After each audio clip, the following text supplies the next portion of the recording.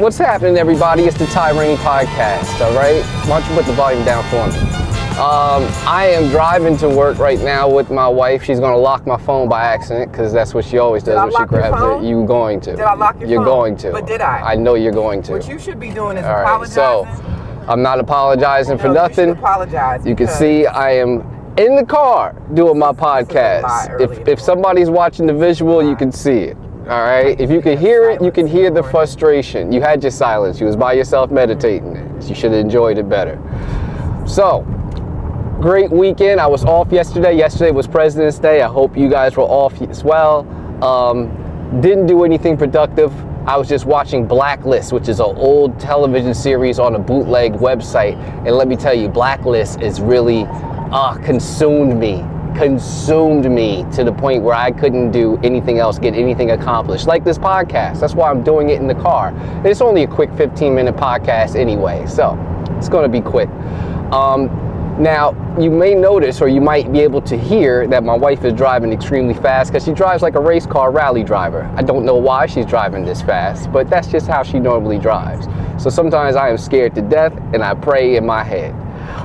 But sometimes nonetheless, I want to be baited. Nonetheless, sometimes I just want to be alone. Nonetheless, we are here. We're thankful. Catch beat down. And there's a lot of you see how I'm getting threatened. You see how I'm getting threatened? Because I'm just telling you, this isn't going to be like bait your wife. I'm not baiting my wife. This is what I talk about in the podcast.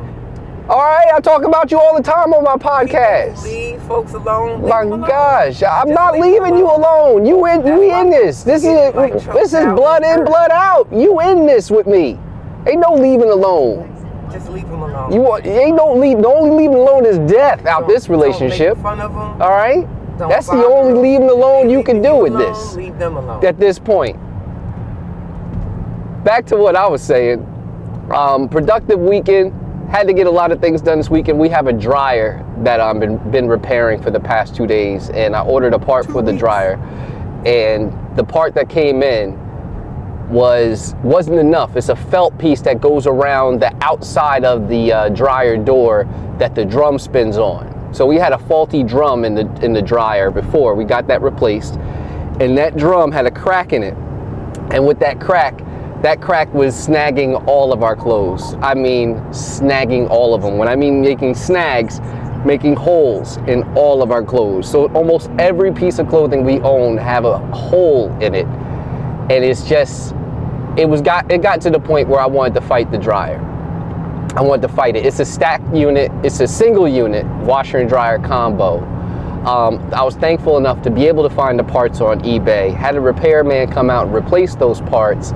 And I was able to do a last part of the repair because I wasn't paying another $85 for him to come out just to put a piece of felt on. I said, oh, hell no. Oh, hell no. We ain't doing that. I did it myself. But the part that was ordered wasn't enough felt, so I have another piece of felt coming. But this dryer has taken so much. I mean, it took zippers. It took hoodie tassels. It took my son's ID. It's taken so much from our lives that, we can't get most of that back, So I'm thankful to have that part on the way and get this going and put this behind us. In other news, we did read online, and we don't know if this is even true or factual, but neither is my podcast. Nothing's really factual here. If you want facts and news, you need to go to a news broadcast. That's what you need to do. But I was talking about Onaji Robinson. Advice. Okay, well, yeah, it's terrible advice, but advice nonetheless. Onaji Robinson, that name might sound familiar because this is a New Yorker who went out to Pakistan to find teenage love. That right there is suspicious. I don't know why you travel all the way to Pakistan for love. Not just love, but a teenager? Ugh. Well, she was turned down by the teenager she went out there to see, but she did find love nonetheless. Supposedly found love out there in Pakistan. Somebody said, I'm gonna marry your crazy ass. Now, I hate to say the word crazy, but I think we've all seen the clips of Onaji Robinson, and we can all agree that there is some kind of mental health issue going on there. She was doing interviews, demanding money, saying she's going to fix Pakistan up. She needs a stipend every couple of weeks of X amount of dollars. Very demanding, very demanding. All right. When I saw that on the news or the clips I seen it on TikTok, Instagram, you know, my worthy news sources, I was like, wow, this girl is really bold.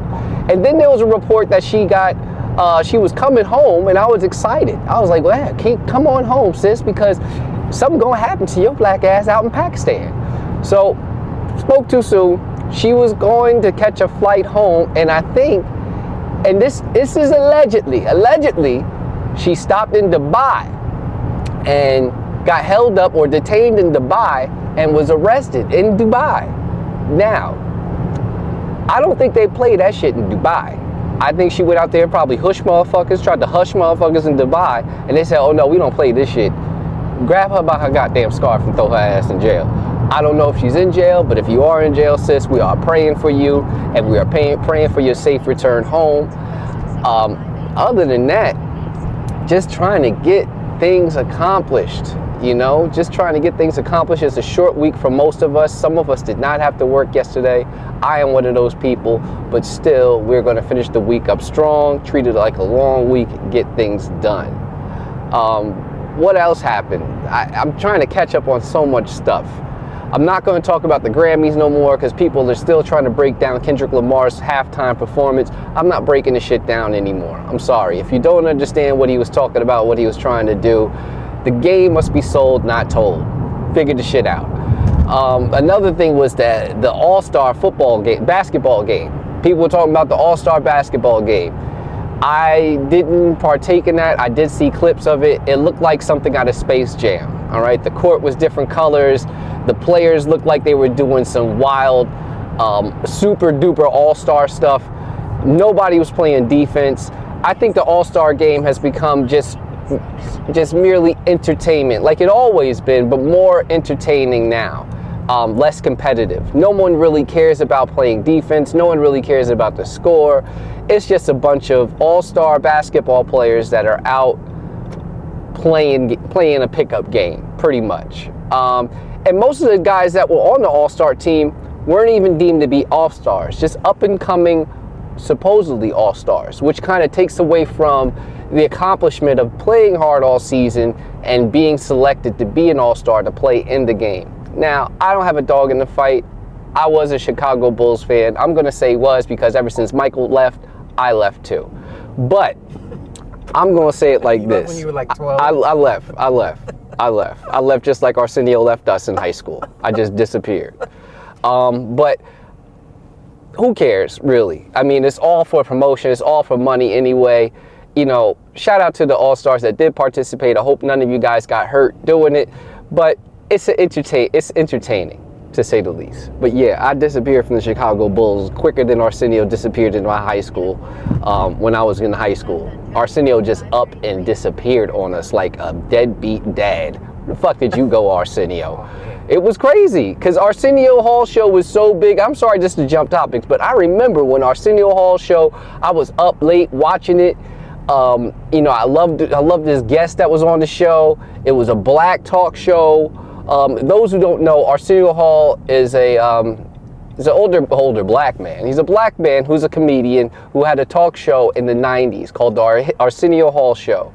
It was dope as hell. He would put a lot of spotlight on a lot of black entertainers, a lot of black music groups, and he would have social commentary, which was very interesting from a black perspective. I don't know what happened behind the scenes with Arsenio Hall, but the nigga up and left like a father to say, yo, I'm going to get a pack of cigarettes, and never came the fuck back. And it left us hanging. And for years, baby, for years, I was like, damn, where the fuck did Arsenio go? Yeah, are there any black male talk shows? I don't know, but this is going to be me. I'm going to be the next one. Okay. All right? Call I think there was Montel Jordan or Montel Williams for a while, and then Could be the Ty Raney show. you know that's right with his wife Tennille. Whoa now. Yeah, put you on the DJ table or some shit, or have you sitting on the couch next to me. I'm gonna have a talk show and my wife playing the DJ. That's what I'm gonna do, or just have a what they call is a God mic. Just have her on the mic in the back, just ad-libbing and injecting her perspective from everything. Yeah, when I'm not telling the truth, I need you to make me accountable for all of this shit. But my wife, is definitely going to be my co-pilot with all the shit that I'm going to endeavor and take on. I think that'd be dope as hell. But you see, you should probably ask. I'm not asking you. I'm not asking you nothing. I asked for your hand in marriage, and that's all I asked for. You said I do, and everything else is follow suit, nigga. That's what it is. That's what marriage is, in short. You asked for their hand in marriage. Once they say I do, you do a lot of shit now. You said I do. You agreed to a lot of stuff now. Remember that now. Yeah, I remember it because I do a lot. I do a lot too. So back down. I know. You're going to be grocery God shopping bless. later on today. And I don't mind. I don't mind grocery shopping. You don't have a choice. How about I that? don't mind grocery shopping. Okay? And just like I don't mind cleaning up. Okay? All right. This is marriage, y'all. If you're thinking about waiting, wait no more.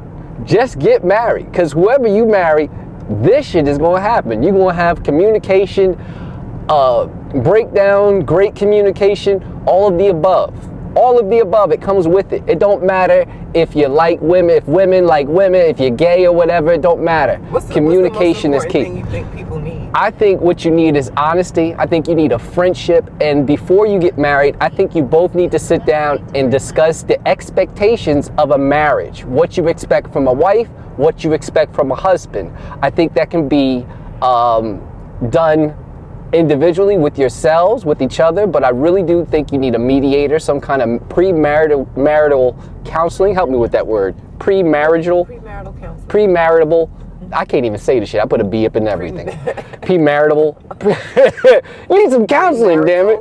You need some premarital counseling before you get married. So I think a lot of times a marriage does fail because of the expectations of one another aren't met and aren't discussed at all. Right now, my wife and I, we have a great relationship. I like being around her, and she likes being around me, regardless of what she's saying in the background. You probably couldn't even hear her anyway, because the equipment I'm using is top shelf equipment. But I think we have a good friendship. I like my wife. I think she's a good friend, as well as a companion, lover, and mate. But here's the thing.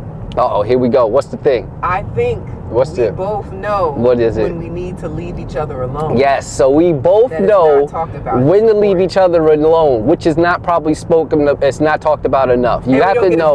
We don't get offended. No, when she needs time alone, I don't get offended. I just say, all right, she needs time alone. When I need time alone, she doesn't get offended. She's like, all right, he needs a break. He needs time alone. And I think that's so important, to have separate shit to do and have a time where you can just say, you know what, I got to tap out from this real quick. Not leave each other. You got to be clear with some of these new couples out here, because they got this new word, polyamorous and swingers and all this shit. We're not talking about that.